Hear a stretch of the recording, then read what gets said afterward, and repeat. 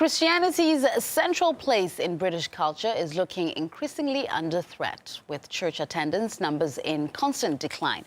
Now, meanwhile, the country's second largest religion, Islam, is growing faster than ever, with some studies suggesting it's on the way to becoming the dominant faith. RT's Polly Boyko has the story. Half of Brits say they're Christians, but you wouldn't know it glancing at this London service. In the name of the Father, and of the Son, and of the Holy Spirit. New figures show that the UK's official religion is declining faster than was previously thought. Worshippers are ageing, and for the first time ever, fewer than half under the age of 25 describe themselves as Christian. The decline of churches in the UK is long term. It just happens to be now approaching really rock bottom. So 95% of people don't attend a church on an average Sunday.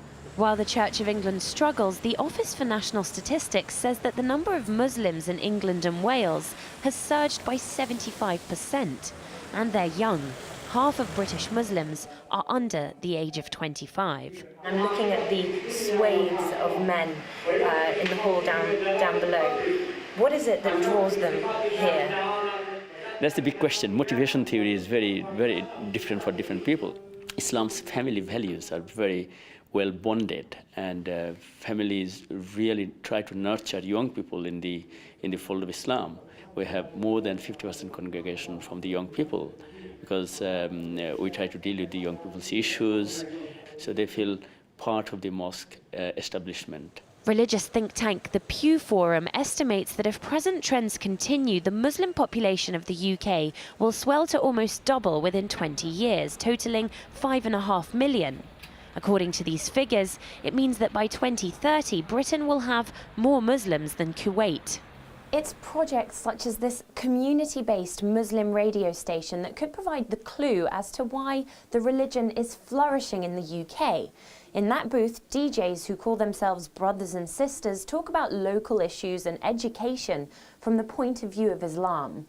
Inspire started out as a special transmission during the holy month of Ramadan. It became so popular that it was established as a permanent radio station. It's actually a lot of pressure on the husband or anything. It comes from the Islamic ethos that we won't do anything which is deemed non-Islamic on air. Hence, the music element, one may question about the fact of the music that we play on the radio station. We won't have your mainstream music playing on there because majority of it isn't deemed Islamic. We wouldn't advertise anything un-Islamic in the sense that we wouldn't have any adverts for alcohol. We won't have any adverts for, say, for example, gambling, all those kind of things. According to academics, it's the obedience that Islam demands from its followers that's made it more appealing to worshippers and converts from other religions.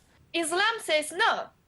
This is no and full stop, and people find a sense of direction in it because their religion of origin has lost that, not because that it didn't have it in the first instance. They sort of became lenient in relation to the laws of the church, and thinking that in this way they would make it more mellow and softer and attract more people into the church. And in fact, they've lost people. Something that the Church of England disagrees with. They claim that the death of Christian England has been greatly exaggerated and that the statistics don't reflect the true faith of the population. And yet there are demographers that say that if current trends continue, Islam could eclipse Christianity as the dominant religion in the UK in as little as 10 years' time. Polly Boyko, RT, London.